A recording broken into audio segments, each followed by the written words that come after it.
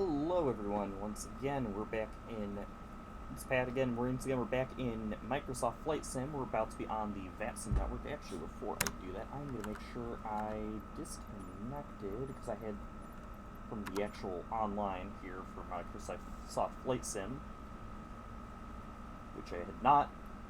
I had done it originally when I originally launched this, but unfortunately I had an issue where I accidentally turned off Track IR mid-sim, and Track IR very much does not like that. I need to do a couple things real quick. So we are in the PMDG 737-800 again.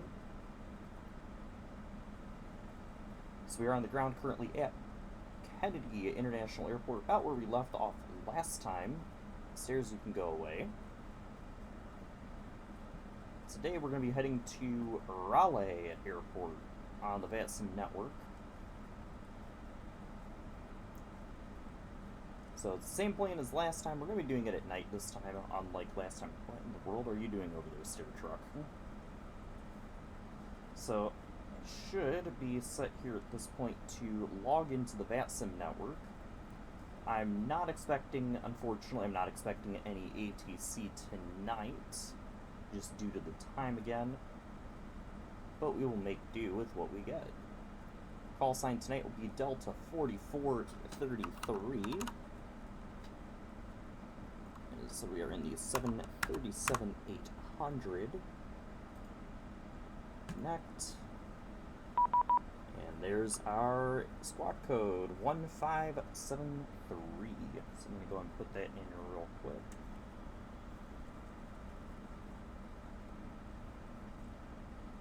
And I'll turn transponder to transponder mode. And so we are ready at this point to begin most of our start procedures. So our off the block time is 2:22. Or 2:20, I do believe. Yep, so we got 2:20. We got about a little under 10 minutes to fully set this bird up to push back. Good news is, since we are PMDG 737, a lot of this stuff will be fairly quick. So I have to look for our cruising altitude. Cost index will be 45. I will need that. This flight will be a little over an hour long once we're airborne.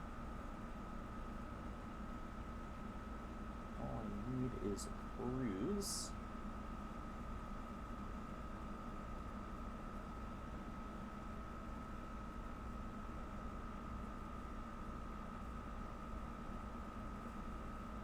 If I can find it in this again.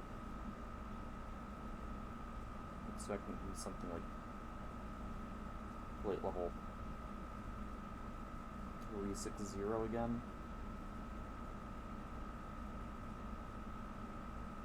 If I can't find it, I can just go over to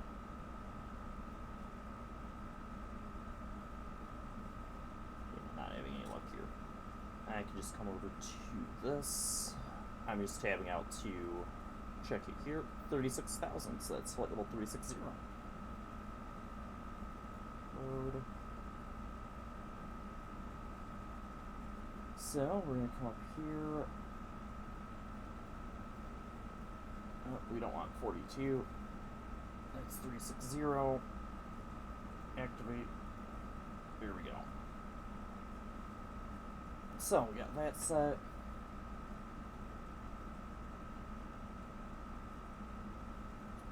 Apps off.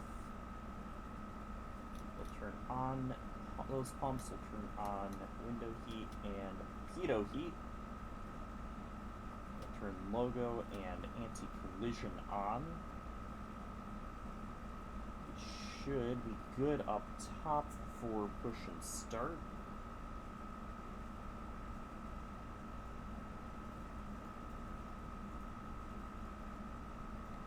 Get it set up so I should be able to hear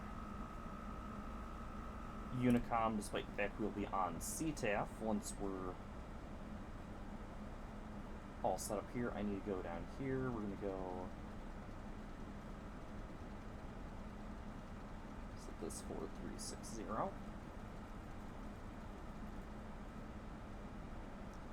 Not calculated our V2 just yet, so I can't put in my speed for that yet. Runway heading should be around 40 or 040 degrees, so we'll go over here. We're going to be taking 4 left, 044.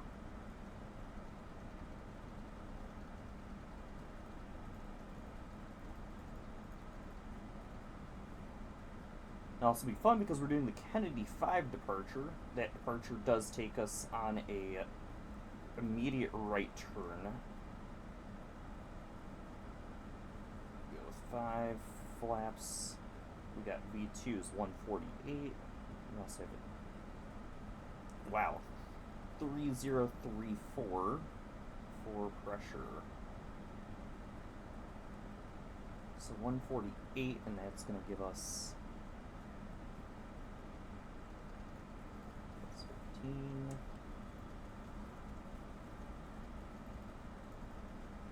163. RTO.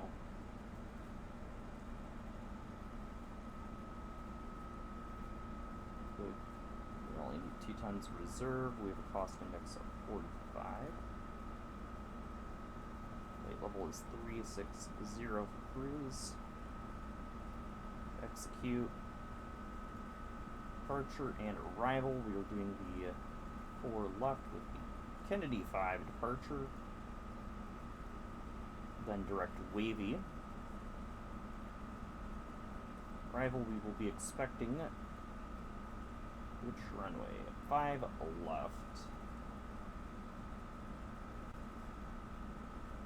Using the tackle 2.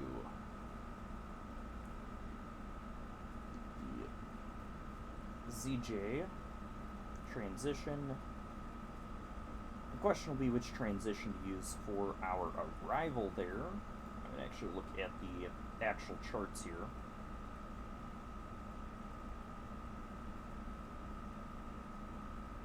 So it's autos or chowder, and we're doing tackle 2.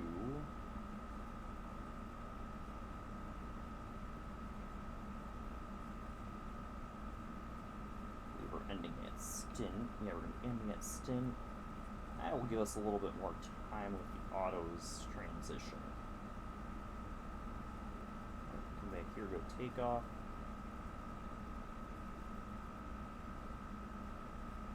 Flaps to 5.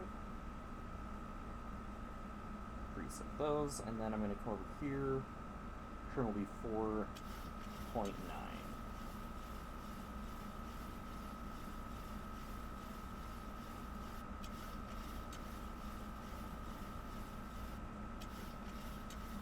Ooh.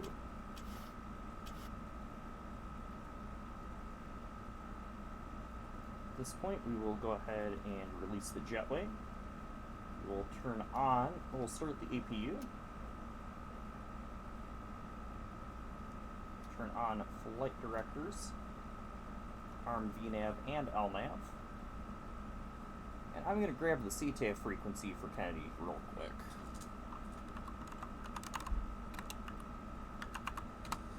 That should be 119.1.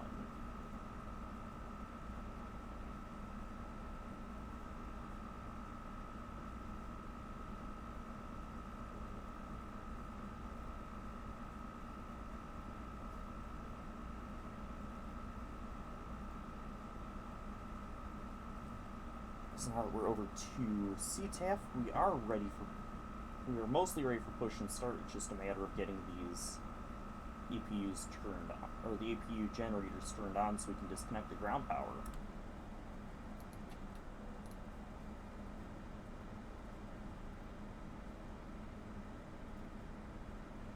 Wheel chocks. Go back.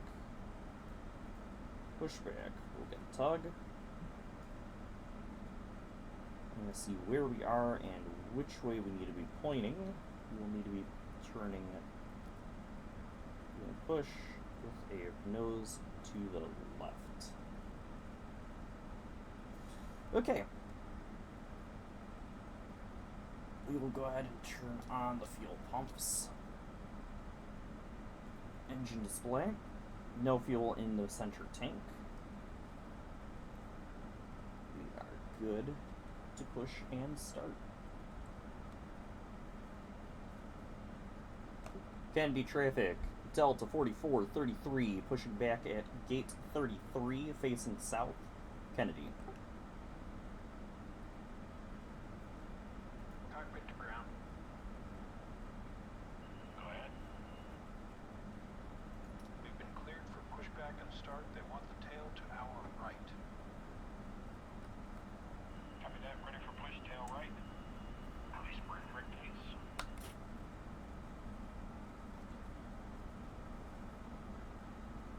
Brakes released.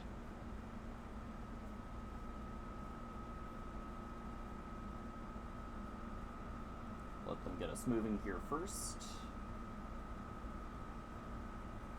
Brakes released. Here we go. Right engine to ground.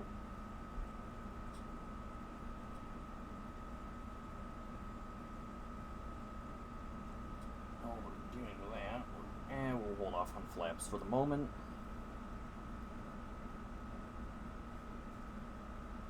20 and into is 20, so we'll go right engine run.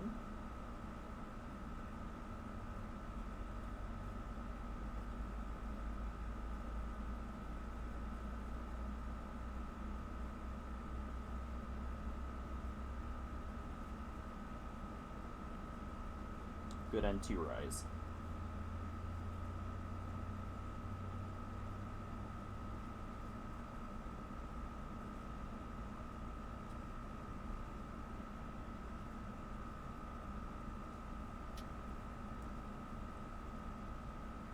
Right generator on. And we will go ground on left engine.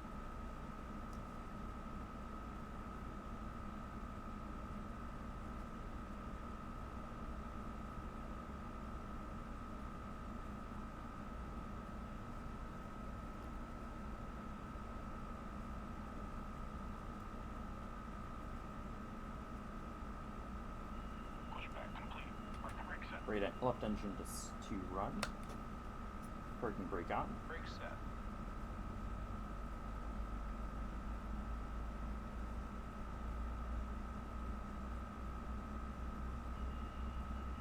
Steering pin is pulled.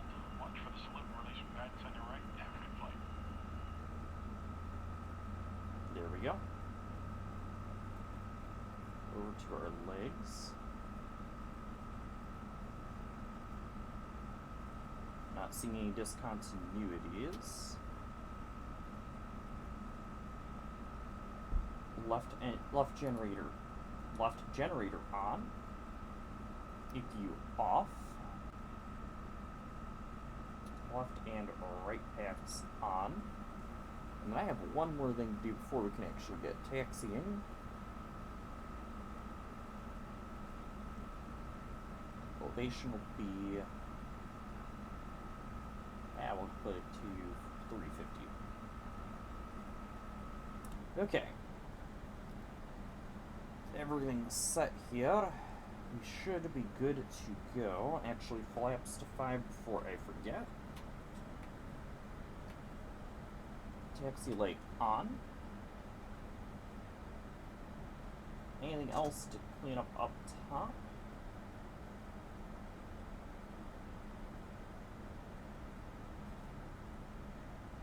No. We are all set. 1573. We are squawking 1573. Push that to TA only for now. Alright. We will take... How much runway does it give us if we go Juliet? I'm confident we can do it at Kilo 3. That's not a bad taxi. We can go Hotel Bravo Alpha. Join Kilo, cross 31 left. Kilo 3. Yeah, I'm going to note that real quick here.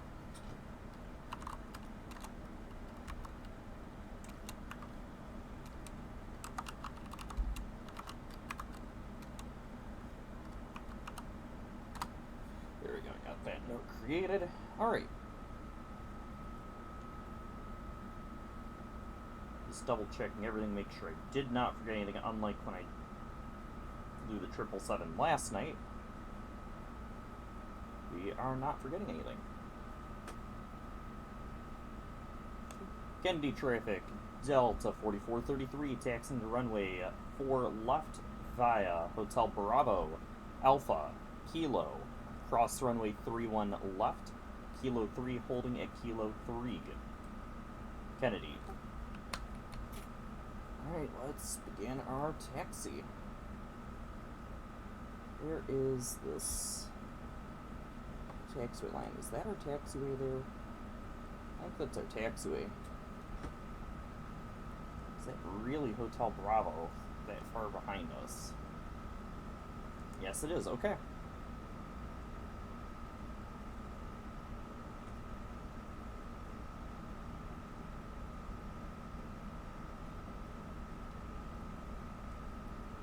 So for reference, last night I did a flight, did not stream it though, which I'm kind of happy about. It was a 777. I was ferrying it essentially. All I was doing it with passengers from Detroit to Kennedy. It was a kind of fictitious Delta 777-300ER, but I was ferrying it to Kennedy here. Let's see, what all went wrong with that? The pushback mod I use, since there's no built-in pushback currently for the PMDG 777-300, decided not to give me a tug ever, so I had to do 1980s pushback with thrust reversers. I got all the way to the runway, lined up for takeoff, forgot to put the flaps down, began my takeoff roll, got the warning for the flaps, and aborted takeoff. So I had to redo everything from scratch, that time with flaps. I forgot to put in information for some of the information to get VNAV functioning.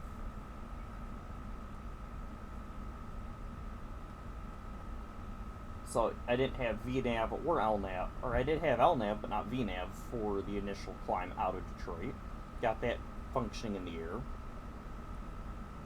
Then what else went wrong? Oh yeah, the approach got fun because there was a plane not on CTAF at Kennedy. Kennedy traffic, Delta 4433 crossing runway 31 left, Kennedy. Yeah, there was a plane not on CTAF on the approach. We had four heavy wide bodies that were all on approach, including myself, all at the same time. Only 2 of us were on CTAF. The initial plan for it that I came up with in my mind had been based on where everyone was. I would be the second to land. Unfortunately, I believe a Lufthansa A330 jumped in front of me, and we both got to the first waypoint on the ILS for right at the exact same time. And since he wasn't on CTAF announcing intentions, or able to hear my intentions, which were on CTAF, I ended up having to swing back around and make a giant 360 in order to get back on the approach, as I had established on the localizer. The best part of that flight then was the next thing, which was the landing. I had probably one of the most buttery smooth landings I've ever had.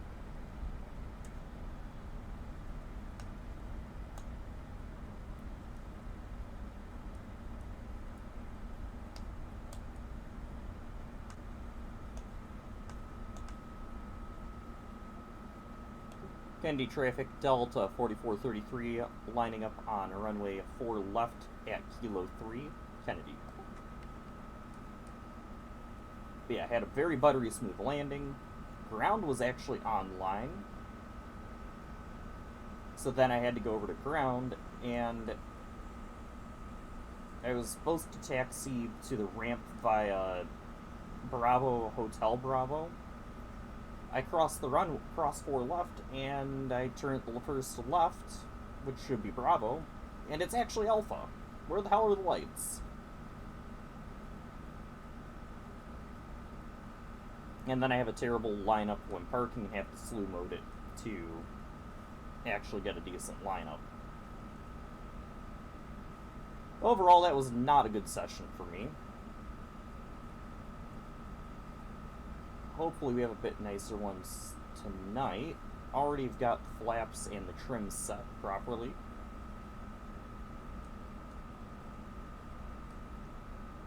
So we should not have crazy warnings on when we try to go toga in a moment. So we're going to turn on our lights for the runway. Auto throttle on. Go TARA. Weather radar and traffic on. We're checking everything. We are good to go.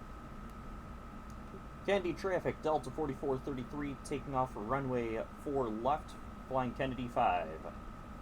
Kennedy. Alright. So go. No, the only thing I've not done on the ground today has been set up for the arrival.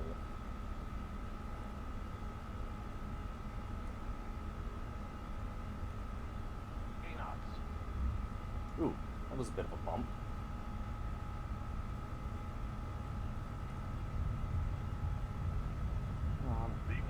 V1, rotate.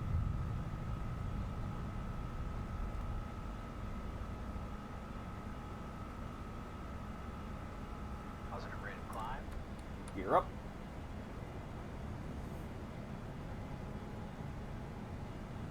And begin our left turn.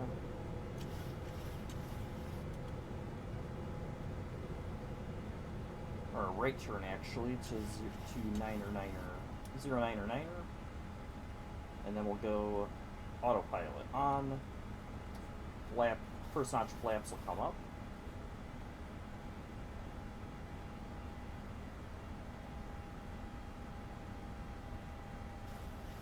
Give it a little bit of time to get us clear of LaGuardia's traffic.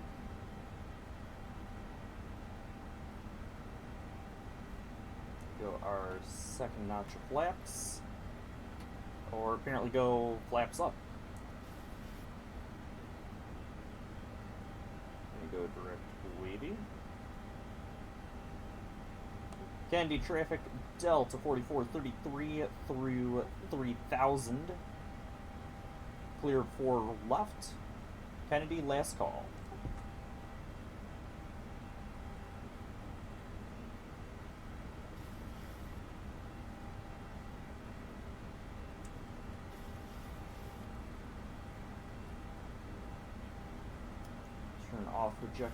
Turn off auto brakes, and we're over to Unicom.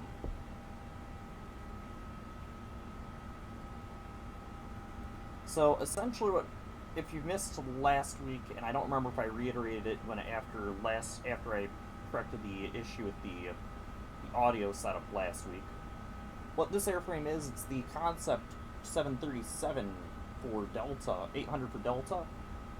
It's got the split scimitar winglets. It's a Delta livery, but it's not actually a real one. It's a kind of fictitious one that's conceptual. It's a love it or hate it one. You can get it for the PMDG 737-800 on flightsim.to. What I'm using it for is basically a tour of all the hubs and focus cities for Delta Airlines in the United States. This is actually going to be our second leg. First leg was from Atlanta, so Hartsfield-Jackson to Kennedy. Today we're heading to Raleigh-Durham, so we're heading back the direction we did come. Reason for this is the actual hubs. I'll actually bring up the list again here. The list of hubs, and I'm going to start with hubs and then go into the focus cities. The hubs are Atlanta, Detroit, Kennedy, LaGuardia, Boston, LAX, Minneapolis, Salt Lake City, and Seattle, Tacoma, with focus cities in Austin, Cincinnati, and Raleigh. If you'll notice, I did list both Kennedy and LaGuardia in New York City. These two are less than like 10 nautical miles apart. To me, it makes no sense to take a aircraft the size of the 737, take off from Kennedy, fly over to LaGuardia. Makes no sense to me. So we're not doing that.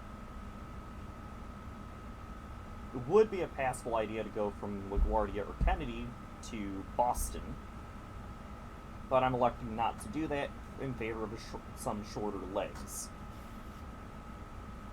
The East Coast is going to be kind of an interesting jumble, so what we're doing here is we're getting it a bit further away from LaGuardia so we can come back to New York and go to LaGuardia.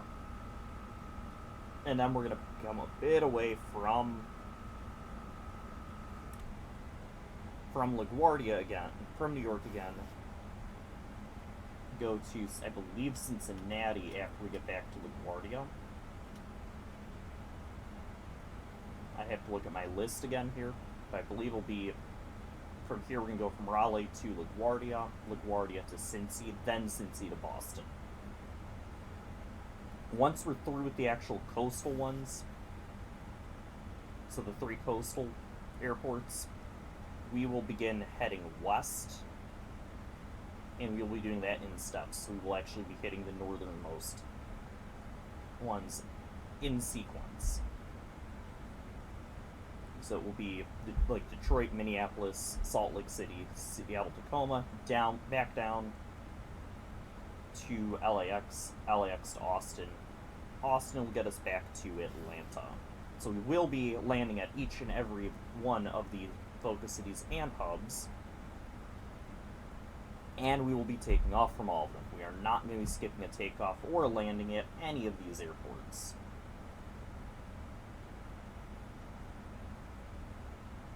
I think I forgot to turn on the no smoking. This is a smoke-free flight, people.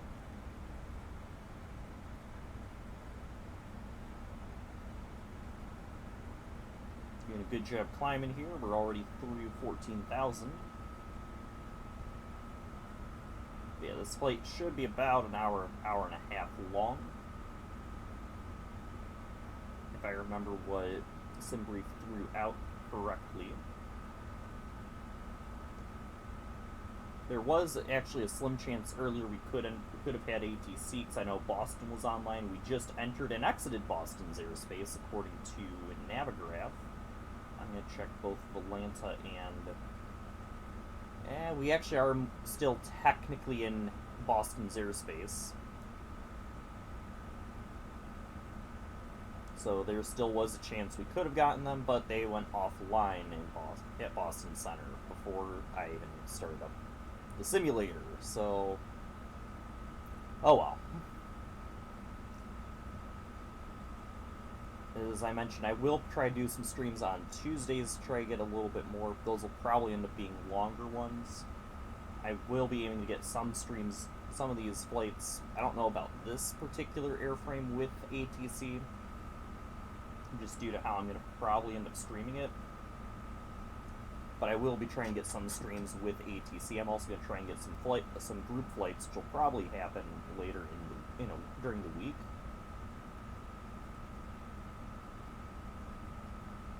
So while we are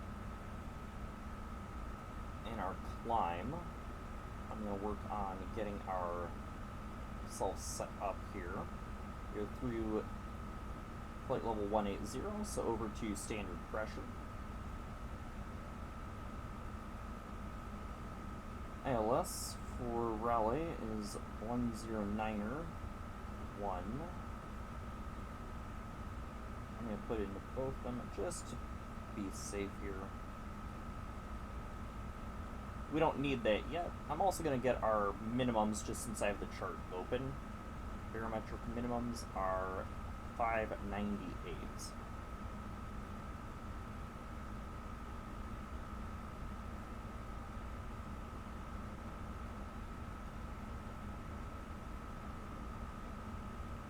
There we go.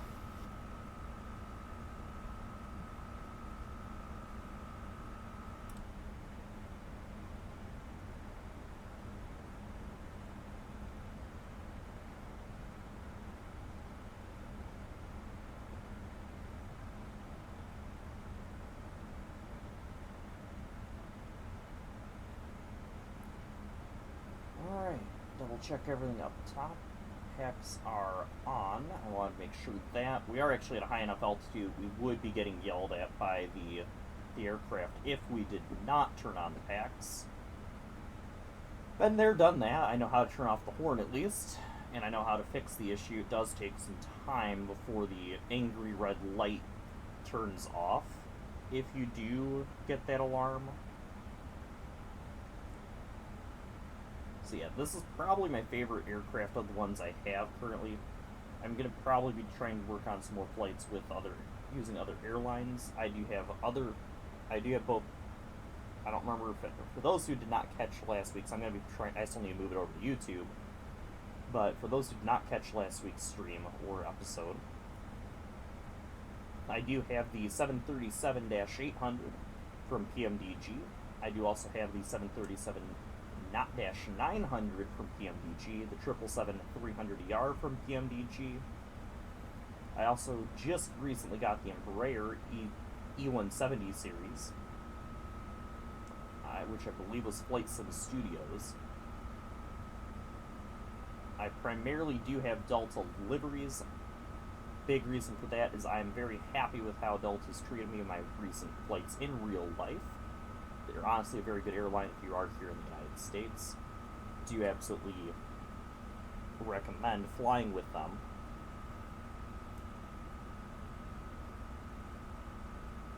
They do also operate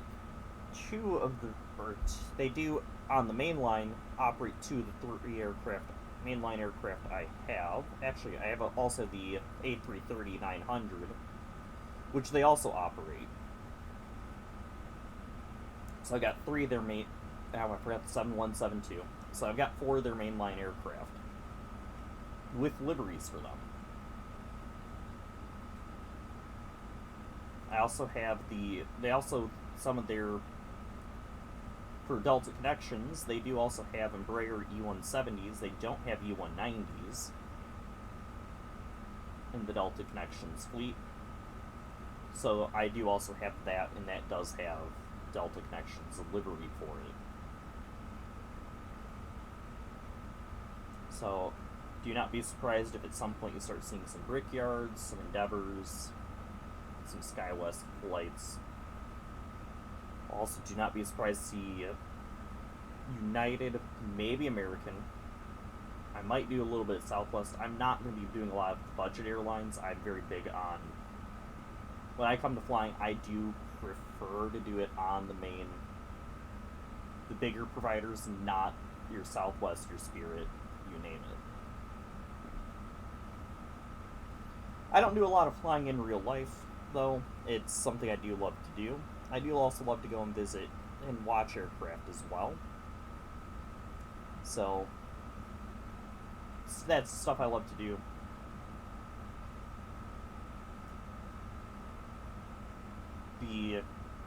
Honestly, if I get a chance to get back out to Dallas-Fort Worth, they have a lovely park at the main airport in Dallas. We won't be landing there on this tour, unfortunately, but they have a lovely park here that's great for plane spotting. I'd love to get back there. I went out there last year before I flew out of Dallas while I was out storm chasing. I also really look forward to the next simulator here in just about 2 months now, which will have the ability to do storm chasing, as it will have an improved weather system.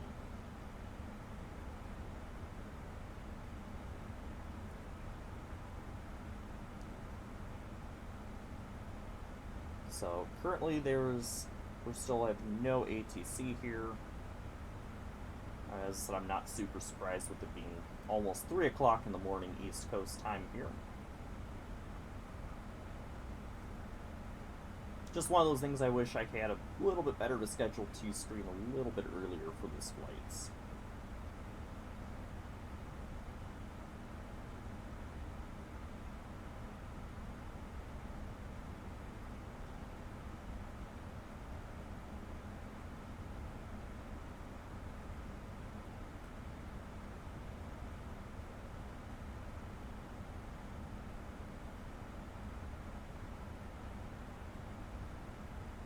So the nice part about having the landing information already preset here is once we do get to the descent, all I have to do is essentially set up the autopilot the way I want. Once we're actually at top of climb, I can actually pull up our bomber descent and get the altitude set for that. All I'll have to do for our descent is arm spoilers, activate speed intervention, because I will be manually controlling speed through the descent, and set up the auto brakes. Oh, and I need to get local altimeter, but that I will actually wait on.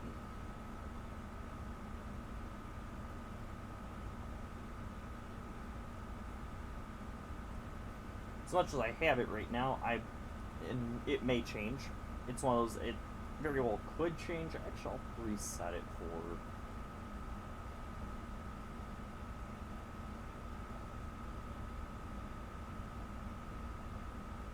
what it is right now, just in case. Just make life a little bit easier. It's not going to change that much. There is a potential tropical cyclone down that way. There's PTC 8 off the coast of the Carolinas. We are heading towards Raleigh, North Carolina. So there definitely is a possibility for a bit of interesting weather and turbulence as we head southbound. I would be a little bit surprised if next week when we do the next leg, because I don't expect to do this leg, the next leg to LaGuardia on Tuesday or anytime during the week. What I'd be surprised about is if there is still a tropical cyclone there. And how I'm going to rule it, if I end up with a situation that I determine to be undoable for takeoff at one of the airports, I may or may not just replace the stream with a different flight altogether. As of right now, I don't necessarily foresee that, but at the same time, if you were to go through that list of, what was it, about 12 or 13 airports, they're all over the country. They are absolutely all over the country, so it's not going to be one of these, oh, it's going to be an easy thing to say, yeah, there's not going to be a storm at this airport on this day, especially when I'm probably going to do one, maybe two flights in a week.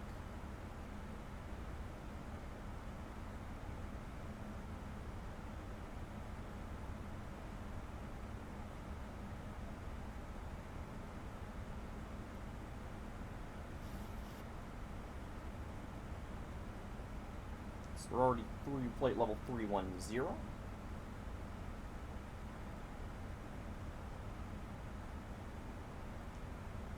I did already mention I did elect tonight to do a nighttime flight. I'm actually going to go with the external view here. Get a little bit of a view. It's not easy to see what our livery looks like here. This is probably the best we get.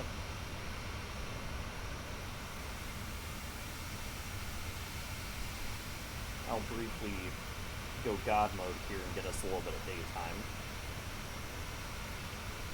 Just for those who are unaware of what this livery actually looks like here and why it's typically seen as a love or hate, one that you love or hate. Also, you can get a good view of the cloud deck here.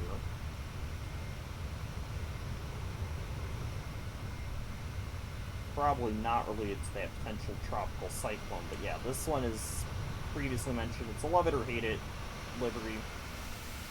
It's not the worst in my opinion, but it's not. It doesn't scream Delta to me. Yeah, it's got Delta all over it, but does not scream that that you're looking at a premium airline like Delta.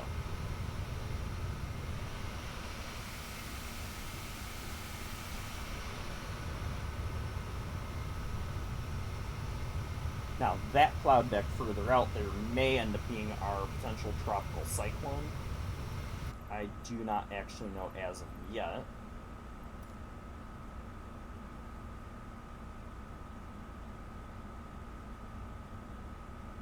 ZZ will be our top of climb, at which point I will turn off the seatbelt lights. As we do approach that potential tropical cyclone, I'll probably turn it on to auto. And now that we're reaching top of climb, I'm actually going to review our star for tonight and see if it's actually got the correct altitude restrictions. ZJ, no. Jamie, no.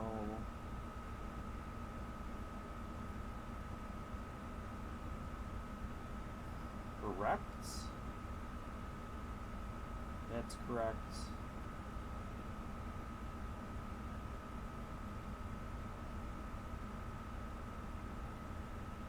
And there's, what is that one? I can't make that one out.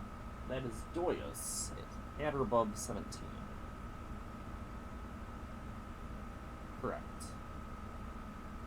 That's tackle between 17 and 10.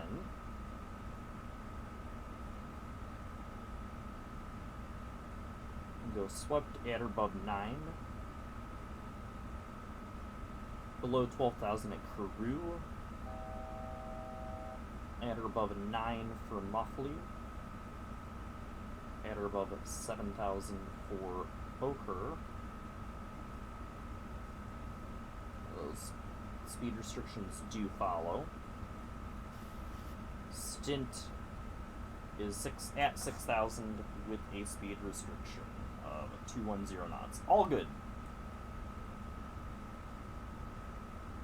This will be correct because that's the actual ILS information. I wanted to double check that because I've run into a few lately where I've had to actually put in altitude restrictions for waypoints.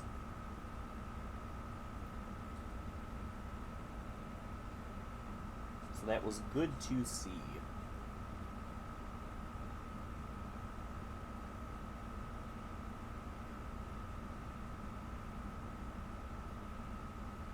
Regardless, we will have control of our speed, so I'm not worried about speed restrictions busting. We're going to go...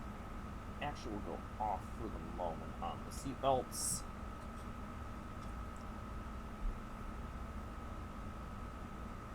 I'm actually going to use Volanta to determine where I'm going to turn them to auto, most likely.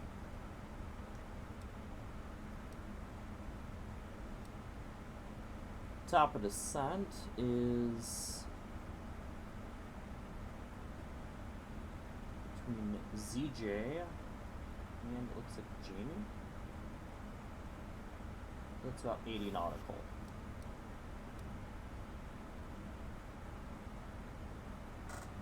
So let me grab Volanta here. I will go ahead and grab that up, throw this over on my other monitor. Can't wait until I have four monitors here, because that is something I'm working on getting. That way I could have Volanta, Navigraph, and Streamlabs all open at the same time.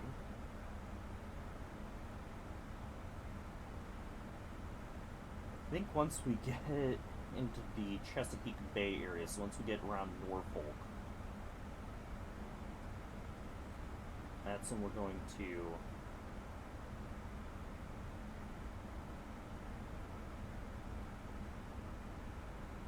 switch it over to you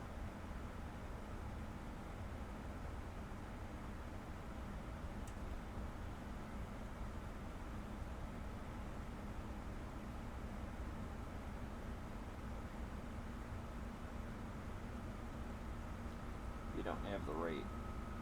Hold on. I'm trying to get Volanta set up with the right aircraft real quick. This is 8642 Echo.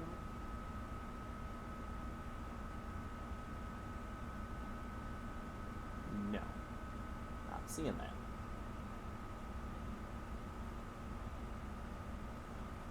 I have an easy way to look this up. I do have a spreadsheet of actually most of the liveries I'm using. This one is 738 Bravo Whiskey.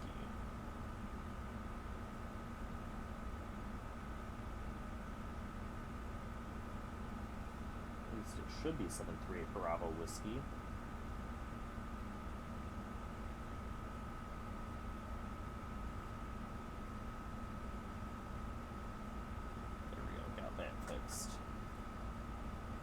It's not anything that's going to impact you guys, it's just to impact tracking this plane.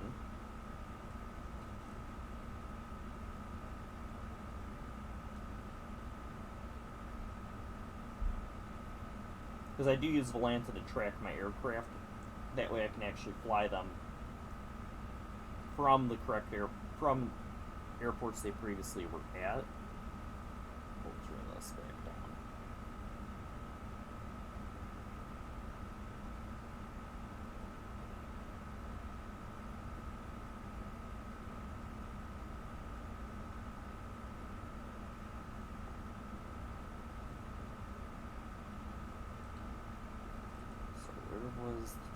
What waypoints do we have at the Chesapeake Bay? Oh, well, we'll be actually going back to on before we even get to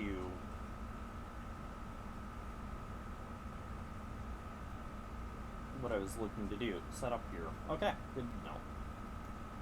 Bomber descent will be 2,200 feet. So we'll preset that.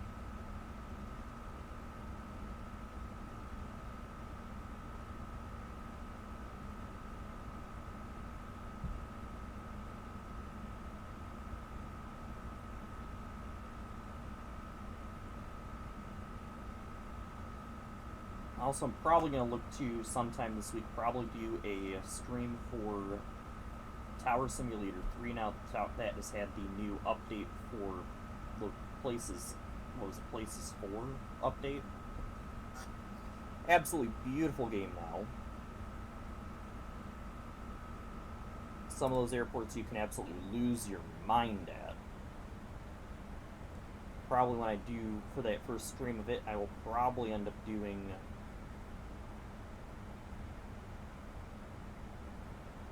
probably Detroit. It's a harder airport to handle, but it's a very good layout once you know how to handle it. And while it's busy, it is not astonishingly busy. Okay, I wanted to turn something on here. Oh, it was actually over here I wanted to do that. Because I'm actually setting up my Navigraph for our descent here, because we are actually about to be coming onto the star.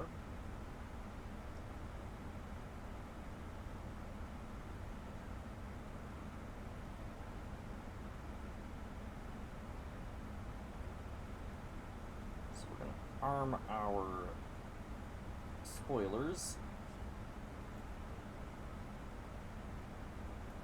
Turn on speed intervention. And our first speed restriction is 250 knots, so we're just going to go for whatever airspeed we can. We're just going to try and maintain Mach 7.9 for a while in this descent. We're climbing about 300 knots airspeed, so I'll probably stick it to 300.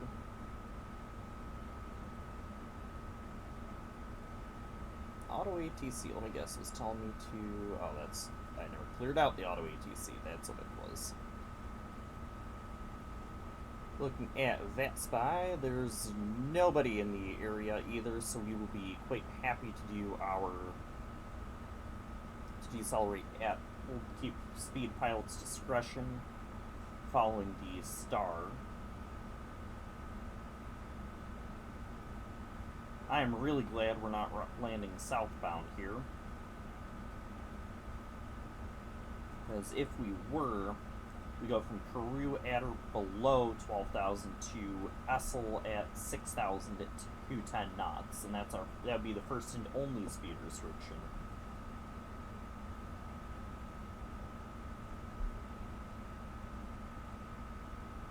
But we're not doing that. But those runways are not active, so we will be getting a little bit more time to descend.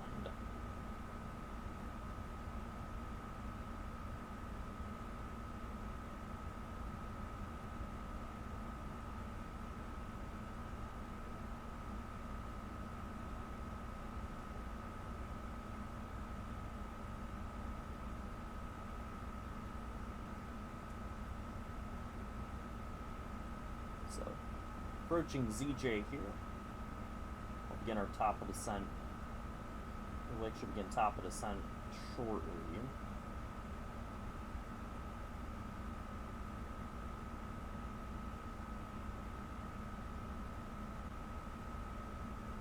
And I was definitely expecting this one to be a little bit shorter than last week.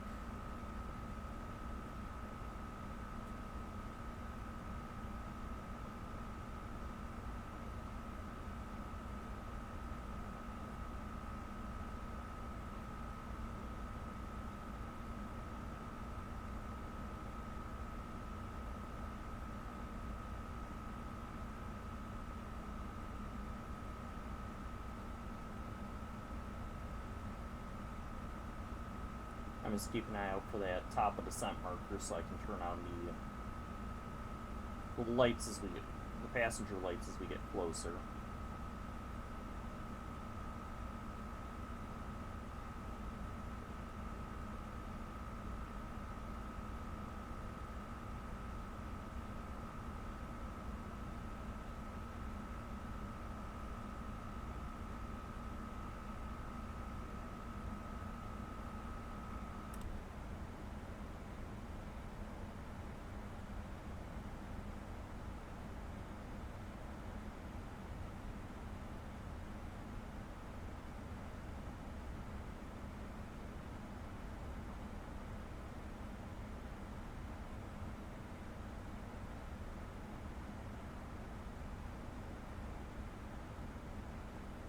Actually, as we approach top of descent, pressure did change.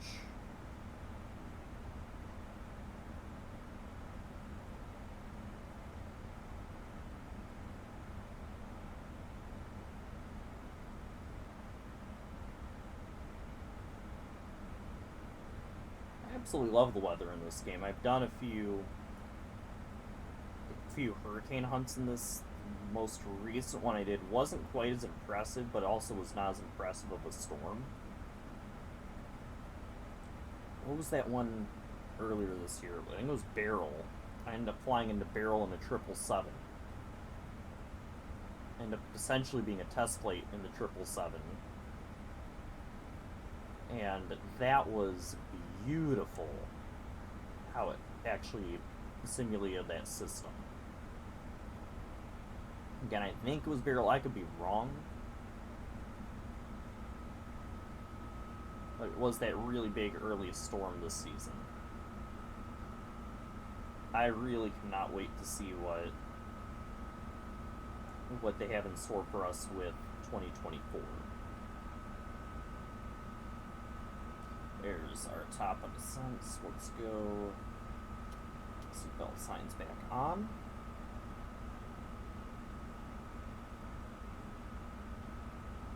Double checking everything up here. That all looks good. Runway heading will be 054, so I'll preset that just in case. As much as you can not expect, as much as you'd never expect to be going around, after last night in the 777, it's better to be ready. Honestly, I would be better off, although I don't know what I'm going to have to do if I have to go around. I'm not expecting there to be any traffic. At least not from the map I just checked a little bit ago here.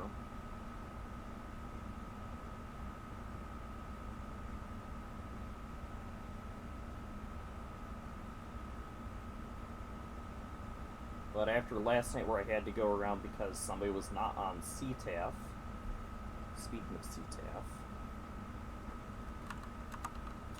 I need the CTAF for RDU.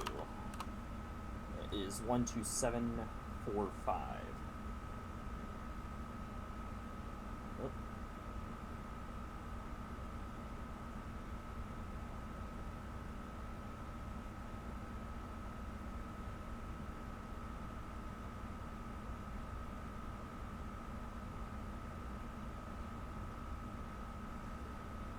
That's one of the nice things about the CTAF trial that they're doing in VATSIM right now is, as much as you can typically find the CTAF frequency on the charts that Navigraph provides,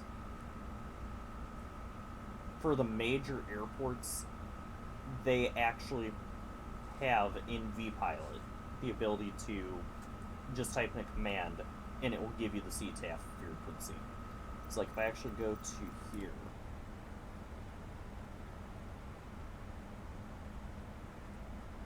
since I've got the autopilot flying right now, if I go, I'm going to clear this one.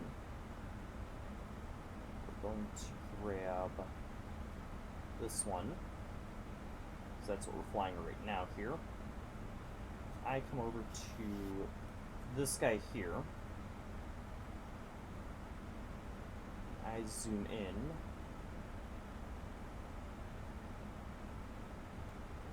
you'll actually see all the information you need here for it.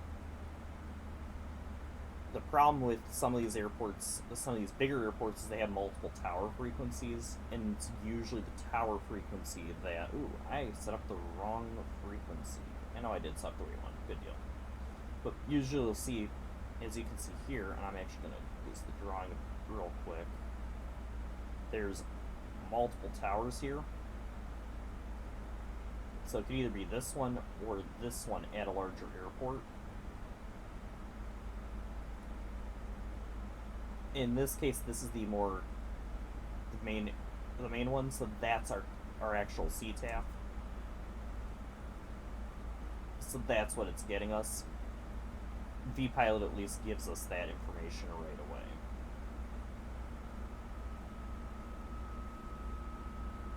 So, while I could grab it from Navigraph, and I have done it at times, when you run into some of these larger airports like Atlanta that have...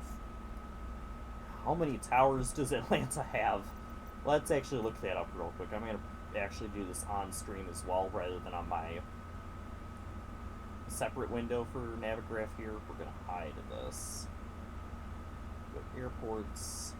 I said airports. Go ATL. Go this. No, not weather charts. We want approach. We can just grab up any of these approach charts. There are 5 towers. There's literally a tower at Atlanta for every runway. I want to say Atlanta's actual tower ends up being, or CTAF ends up being this guy here. But once again, it could be this guy, this guy, this guy, or even this guy. And vPilot will tell you that it's, I believe, this one. But again, we're not doing anything with Atlanta today, so I'm not worried about getting the right CTAF there. I'm going to do vert here. We'll slow down to 300 knots. We're going to maintain 300 knots for a while on this descent.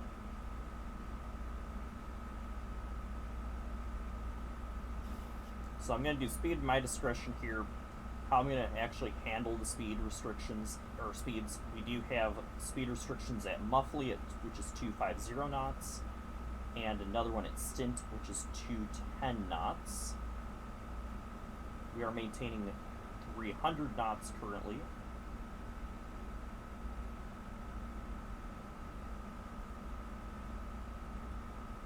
So at CBET, that's 300, 290, by CBET, I'm going to start slowing us down. But we still have a bit of a ways to go before we get to Seabed. Yeah, Seabed's, we still have another waypoint. Or actually, with Seabed 300 knots, it might be Doyas that we slow down. Yeah, Doyas is where I'm going to get us to 290.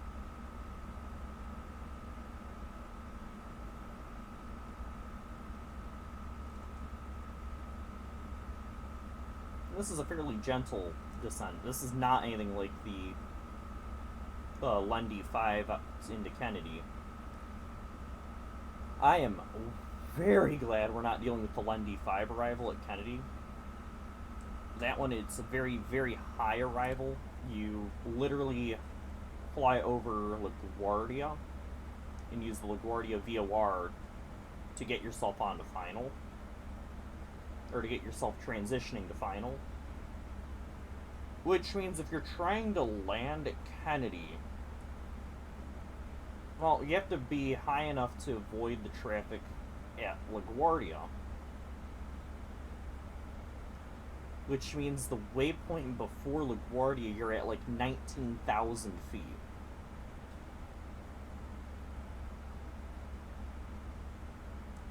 And you only are able to descend a little bit from there. Hey, P-Pistol. Not in Microsoft Flight Sim, unfortunately. Kennedy is a bit of a mess. It's a little bit of a mess for the New York City airport, since there's so many major airports there, and they're all so close together. This particular flight, we got kind of lucky on the departure, because we actually departed eastbound out of Kennedy. Which means we actually had the simplest departure, which is a right turn, a very gentle right turn before actually heading direct for your actual flight. Whereas the other ones, you have to make either I believe you have to make an appropriate one.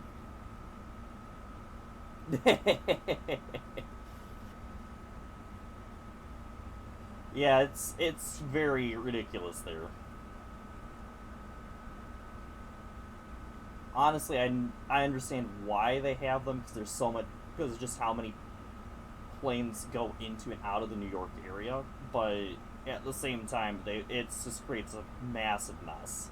I could easily pull up Navigraph and actually, you can see just how close they are together, because it's Newark, LaGuardia, and Kennedy that cause the mess. So it's like Kennedy, if you're departing, what was it? I think it's runway 31. If you're departing on the 3-1s, you're heading towards LaGuardia, so you have to make a turn to avoid LaGuardia traffic. And you have to make the turn in such a way you avoid Newark traffic. And it just becomes an absolute mess. I actually had an issue previously where I was doing a 777 from Atlanta to Kennedy, and the center was actually online in VATSIM, and they actually had people departing out of Kennedy, and they were not flying the departures correctly. So the center controller was trying to teach people how to actually fly the departures without interfering with the other traffic.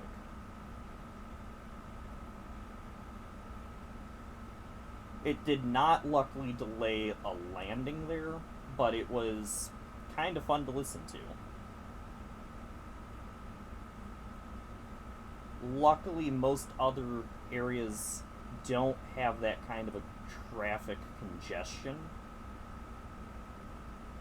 Even other busy areas like Atlanta, it's better because you don't have airports trying to have aircraft take off into each other, or having aircraft trying to depart into arrivals for another airport.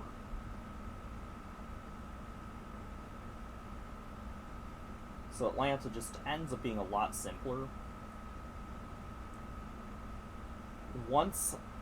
So after the next leg, which I'm planning to do next week for this particular plane,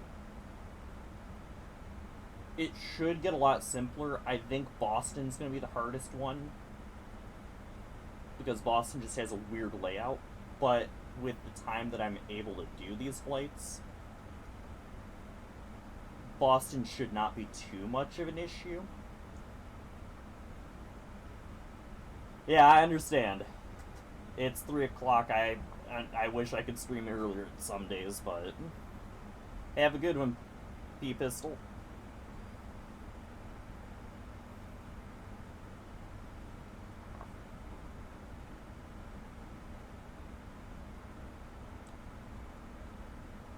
Alright. I should get this start working on getting the airspeed down.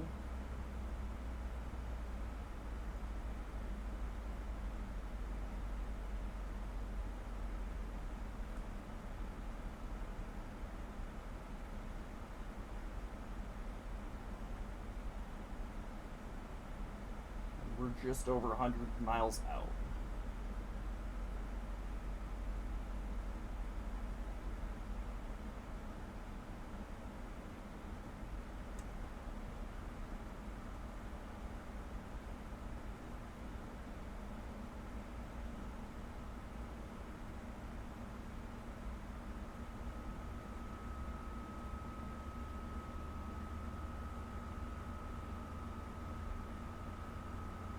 Alright, I'm gonna double check our altimeter setting for Raleigh.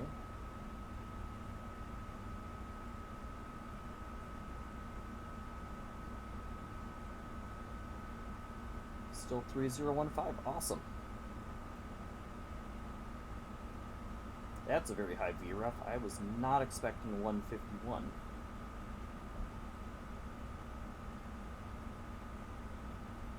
Wonder if the Simbrief load ended up being particularly heavy for this flight.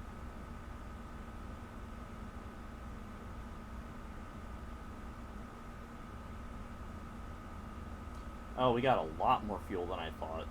Okay.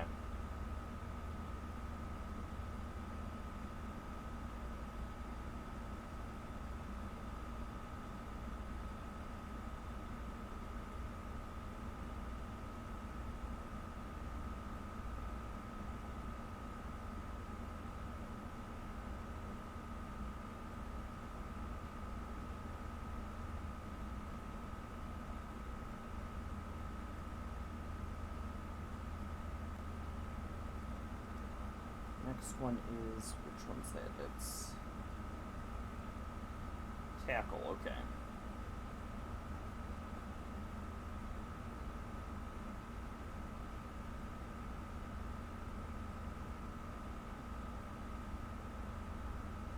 So we got 50 miles to tackle. Oh, I also did not change flaps to 40. There we go, that's more like it. That's a VRF that I'm used to.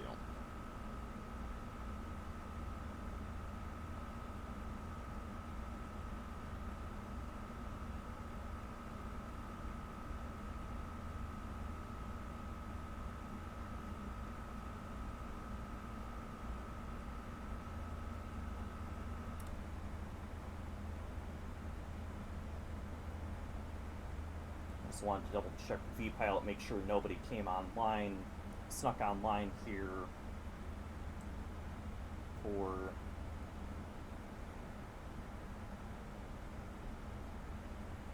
Raleigh or even Washington Center.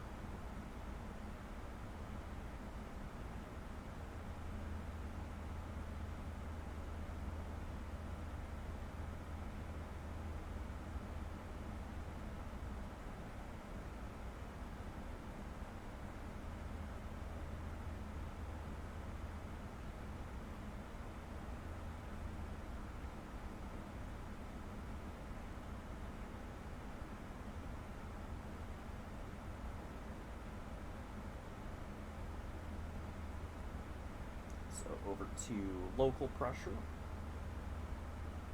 It's part of why I like grabbing the local pressure regardless. It's probably not the right altimeter setting for where we're at, but without having ATC, I don't have a good way of getting the the appropriate altimeter setting.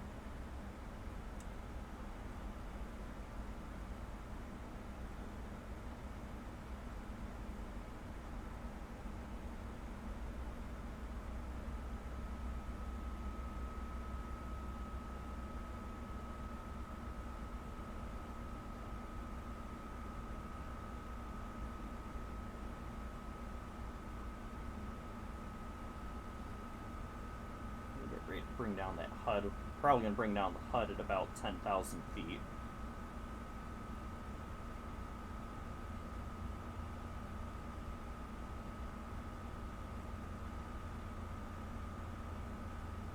Yeah, Okra's at or above 7,000. Oh, and that's 220 knots. Okay.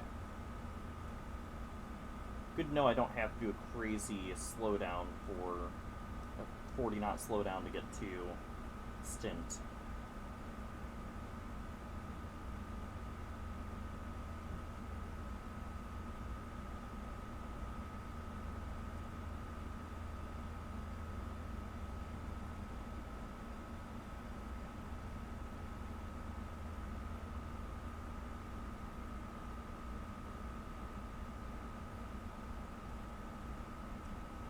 Slow down to 280 just in case. So I do not actually know what altitude it plans to have us at when we get to tackle. Because if it gets us to 10,000, I'll have to go to 250. No matter how fast I want to go.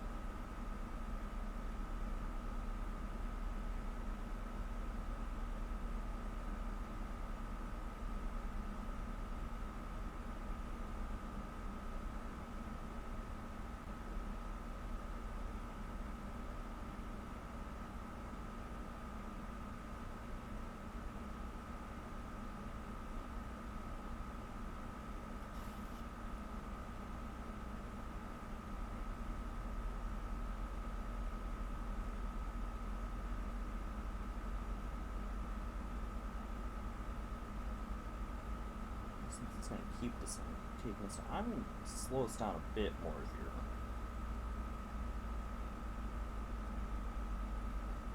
Because I'm kind of concerned what altitude it wants us at.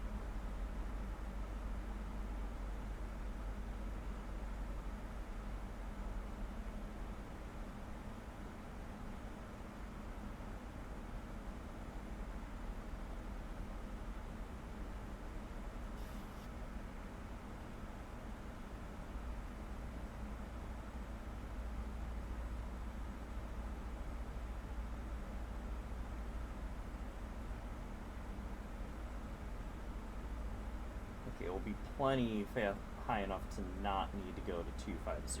Good deal.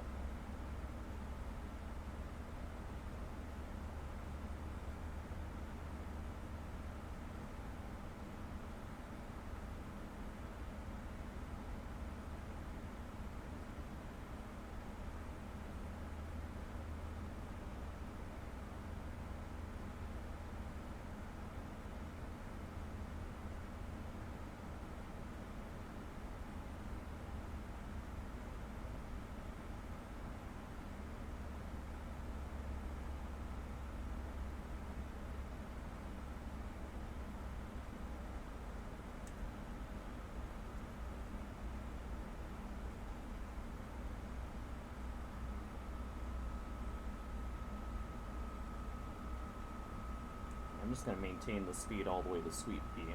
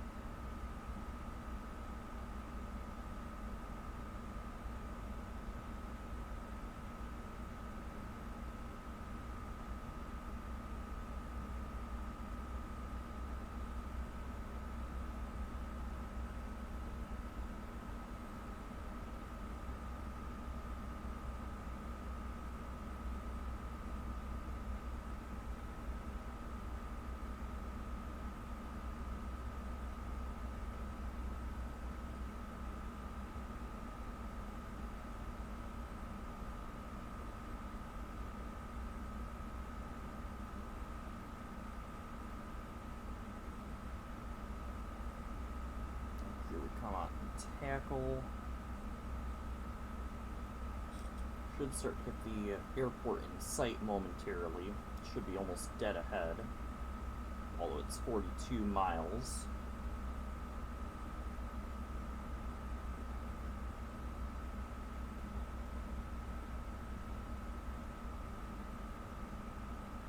Yeah, I'm not concerned being above 9,000 here.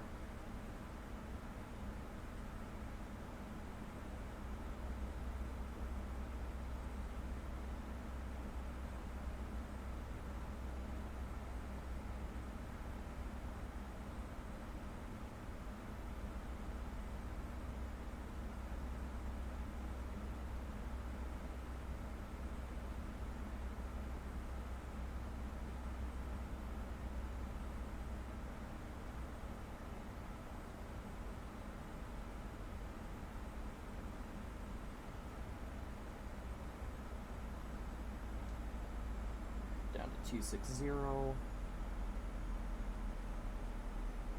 North Raleigh up there, so we're into the city of Raleigh.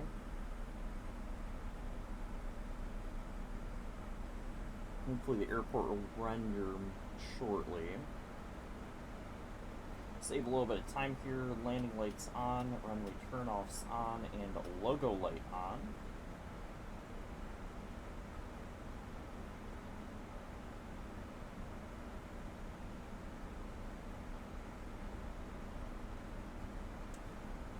Airport may be concealed by the clouds at this angle.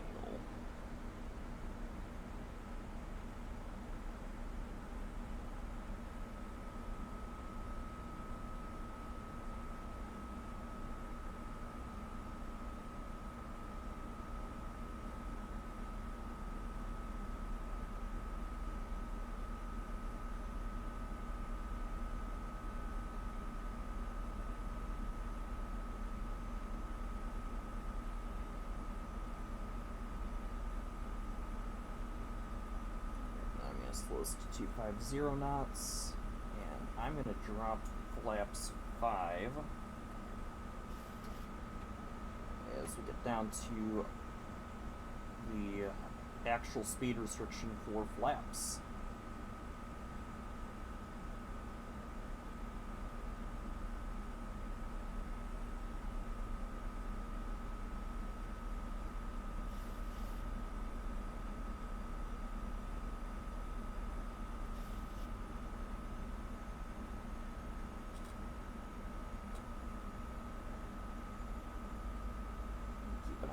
Airport, and let's bring down the HUD.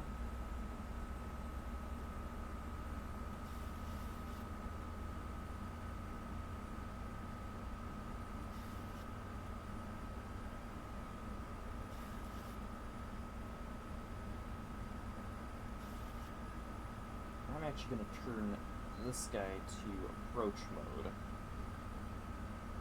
So we should be picking up the DME for the ILS any minute here.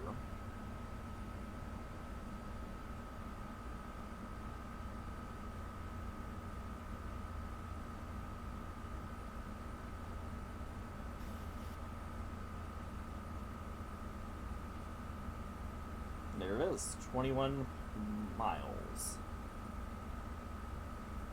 We're going to be flying a little more than 21 miles still because we have to come around for it, but we're 21 from the airport.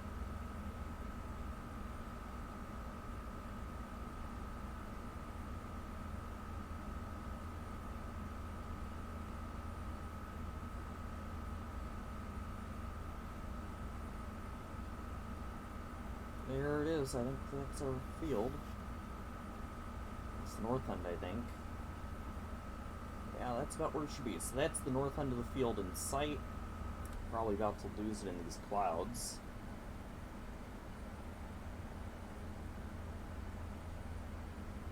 Got decent wind. 040 at 10 knots. What about now? Yeah, still 040 at 10.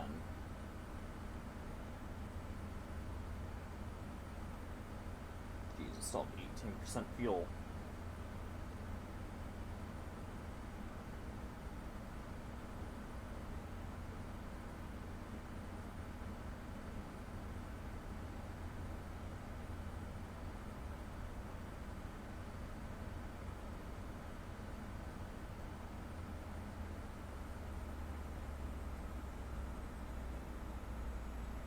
do... No, I don't want HF3.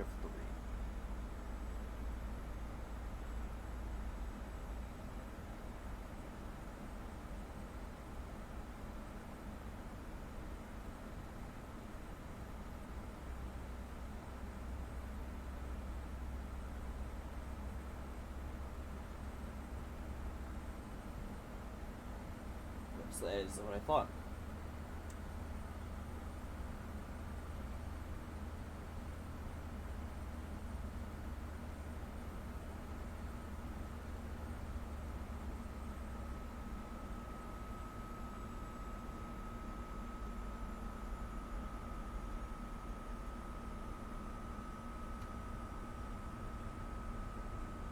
Let's play spoilers for a moment.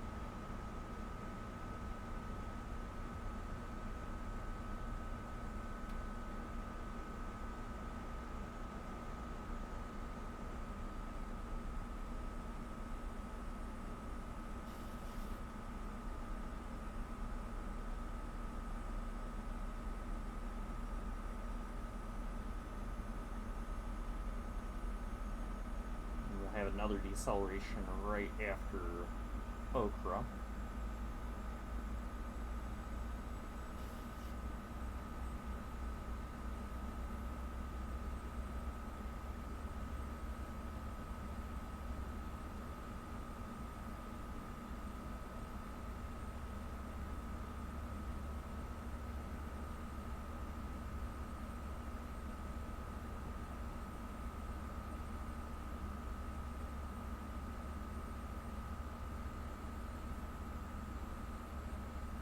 A little bit of incentive to get to 210 as quick as possible. I could put flaps 10.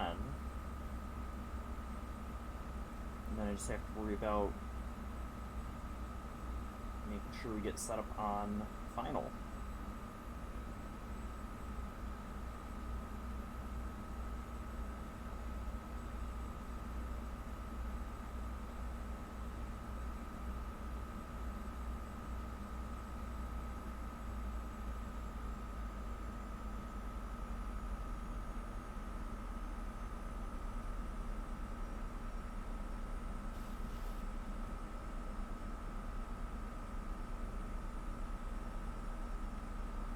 Flaps 10. And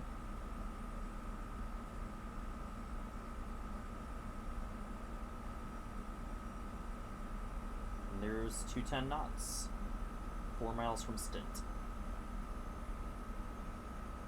Airport is about at our 2 o'clock, hidden from view by the clouds.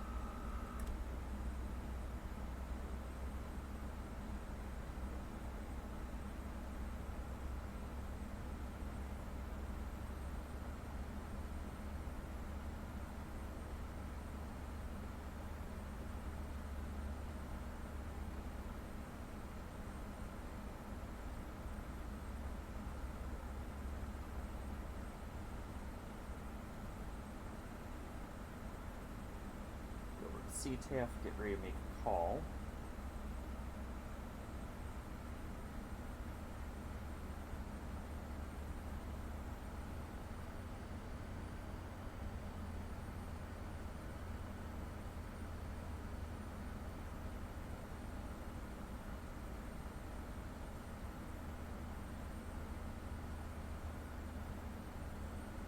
Raleigh traffic, Delta 4433. On approach for the ILS, runway 5 left, Raleigh.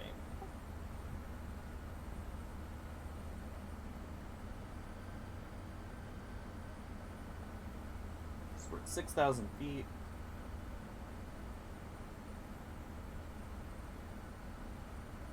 Bang, if I go with the autos, continue with the autos transition as planned, or just go direct chowder. I might just turn direct chowder.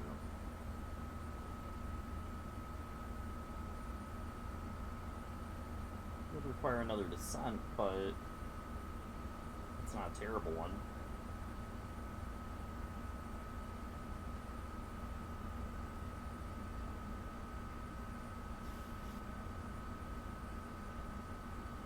And that would give us a 16? Yeah, it's about a 16-mile final at that point.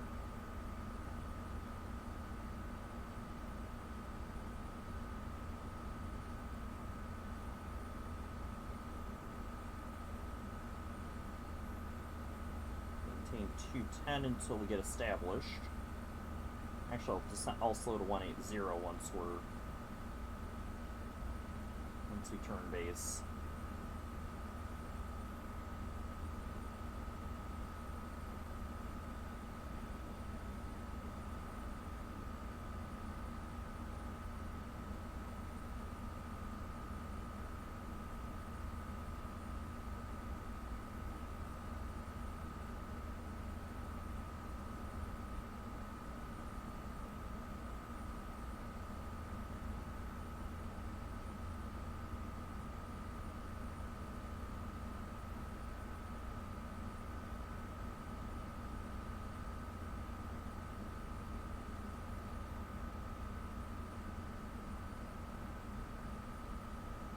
Let's do one last check before turning base.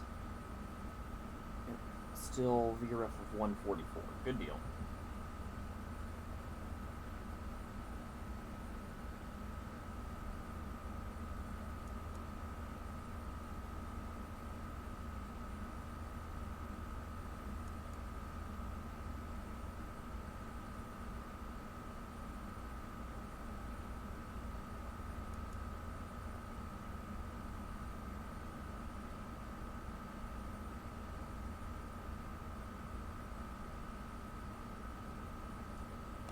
Raleigh traffic, Delta 4433, turning base for runway 5 left. Raleigh.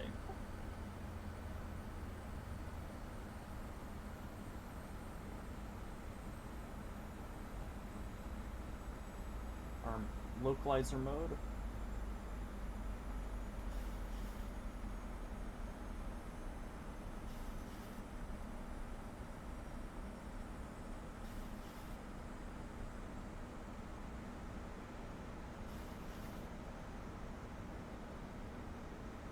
Beautiful moon up there.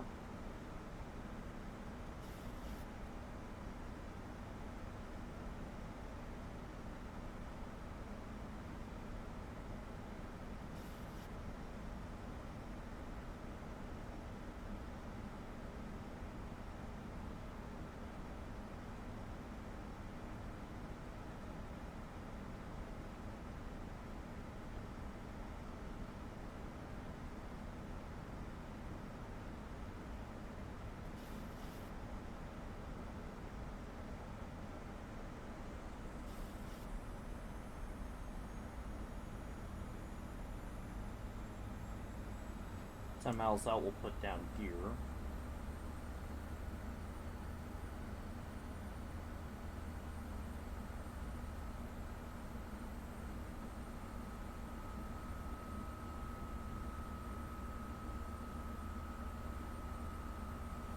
Approach VRF not selected. Okay.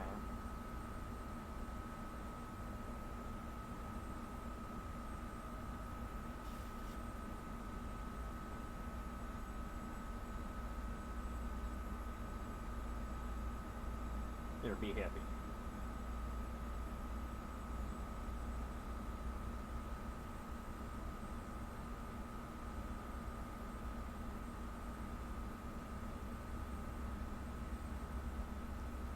Establishing localizer.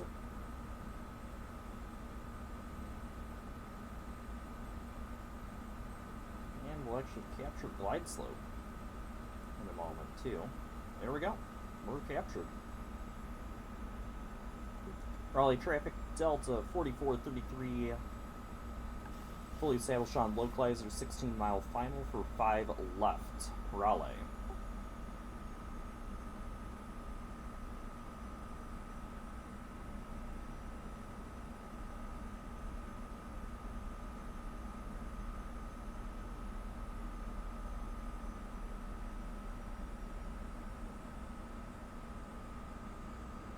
There we go.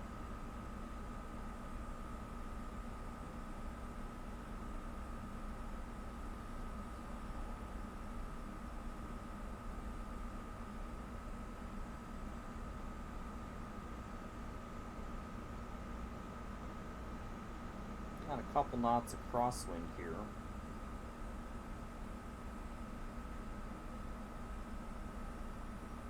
That's weird. I'm not expecting... This is going to be fun. I love the winds at 0.84 at 30 knots. We're going to have a change in the wind direction on this final approach.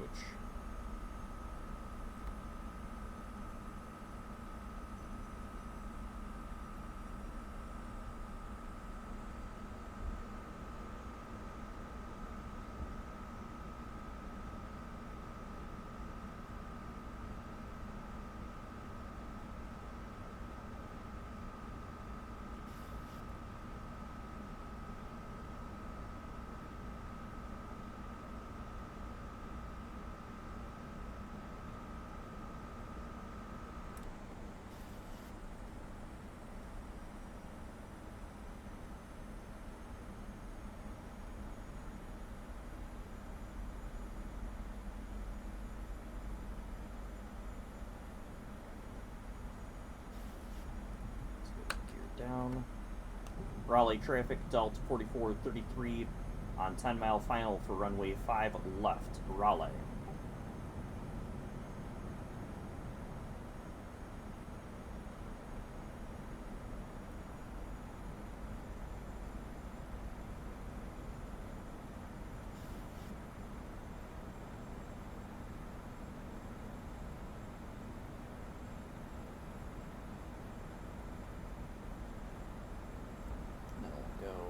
Flaps 30.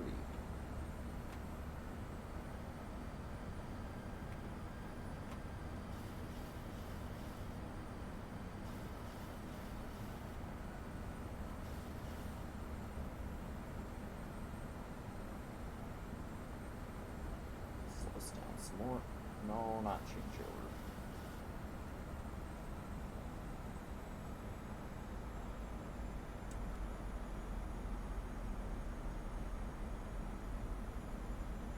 At 6 miles, I'll drop the last notch of flaps. And I'll start taking manual control.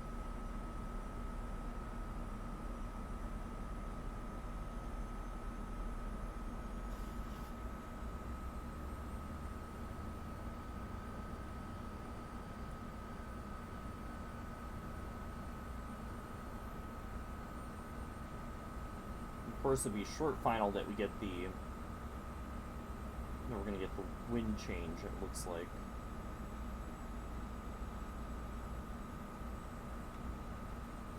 Flaps full.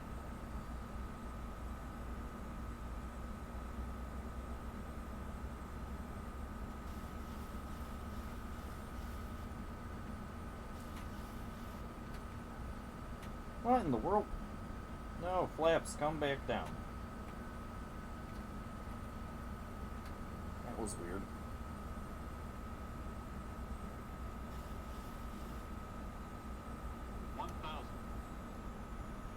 Raleigh traffic, Delta 4433 on 5-mile final for runway 5 left, Raleigh.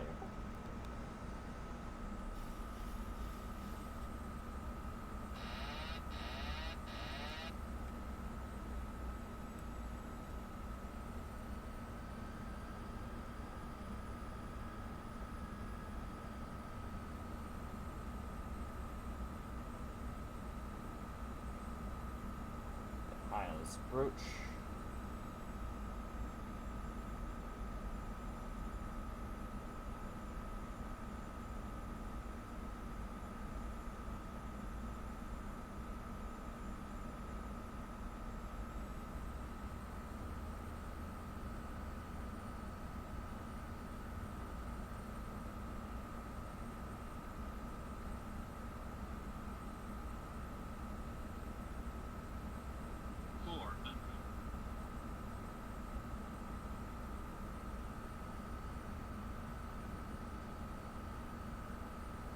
This is not going to be as pretty of a landing as I was hoping.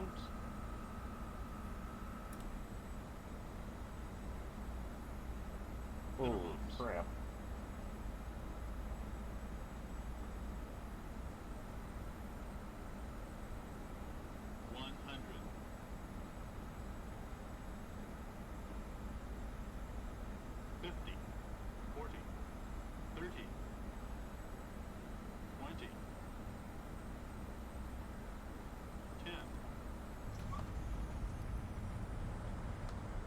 2 in reverse.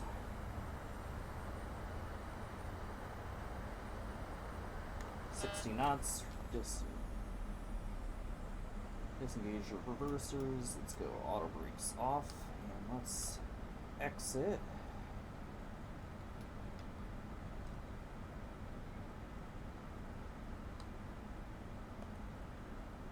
It's a quick exit. There's actually the terminal right there. Wow.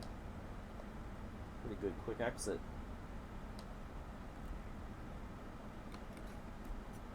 Raleigh traffic, Delta 4433, clear of runway 5 left, Raleigh.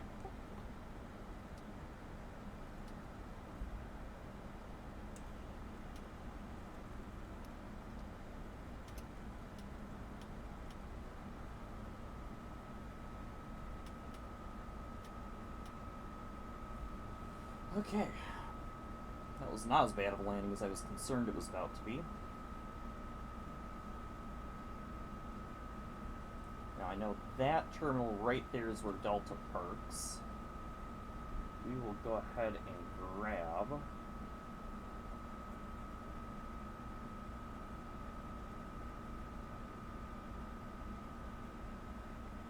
Charlie 1, or is that 2-2? Charlie 22 should work. So let's get that APU on.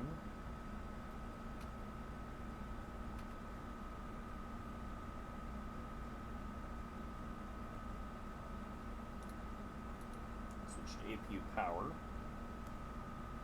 Let's go ahead and go transponder mode. Let's go Bravo.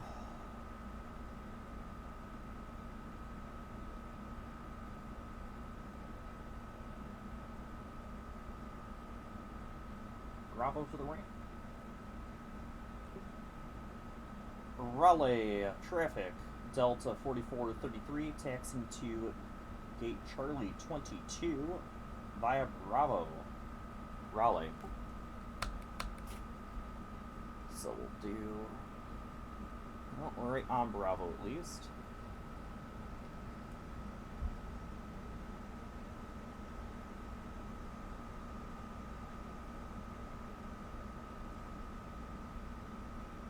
Could have done Charlie Foxtrot, but I don't need to go that far over.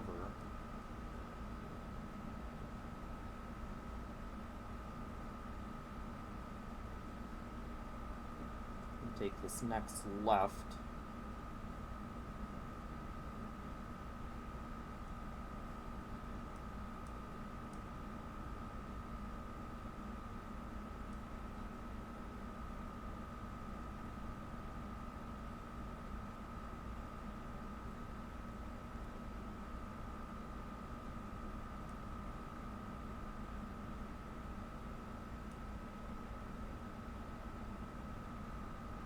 Like this.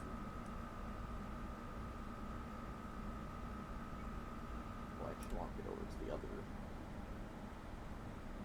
one of the other lanes that's a little bit closer. This will work.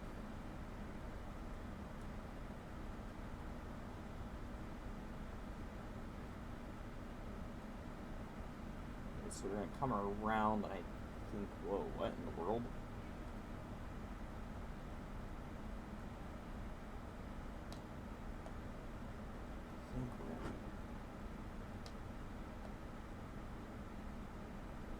That right there, yeah, that right there is the line we need to follow.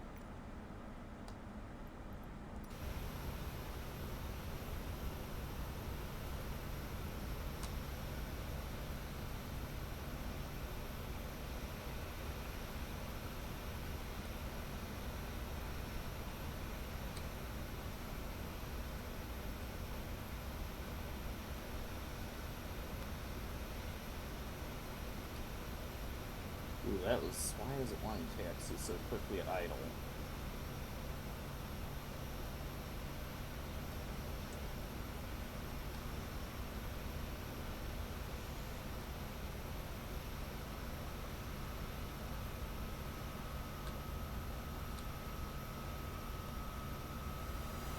Let's do some 1980s pushback for a split second here, hopefully. Are we? Nope. What in the world is with our...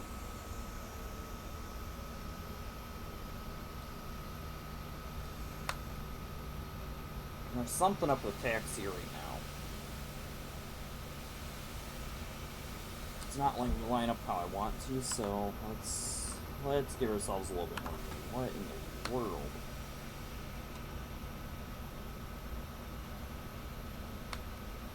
If you don't believe me, I have my hand off the throttle, I have it at idle.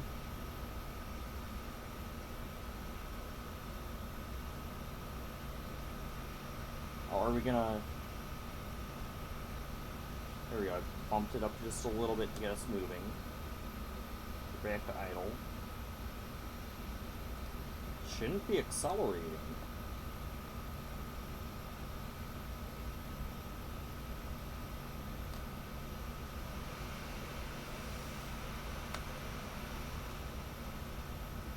Parking brakes engaged. That was kind of new. Left and right engines off. Taxi light off. We'll go into here and let's get ourselves a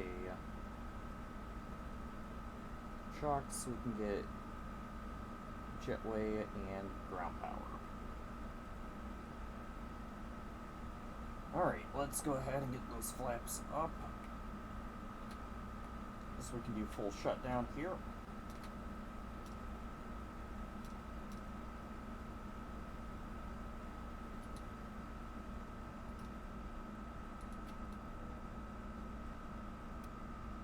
EPU off.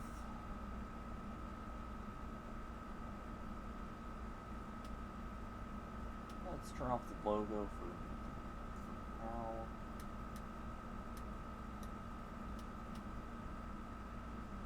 Flaps are still in transit.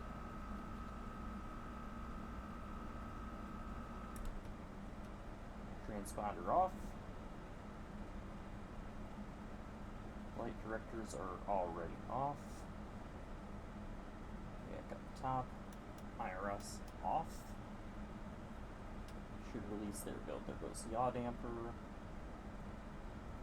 Battery and emergency lights. We'll leave those on for the moment because I want to go and look. 136 passengers out of 160.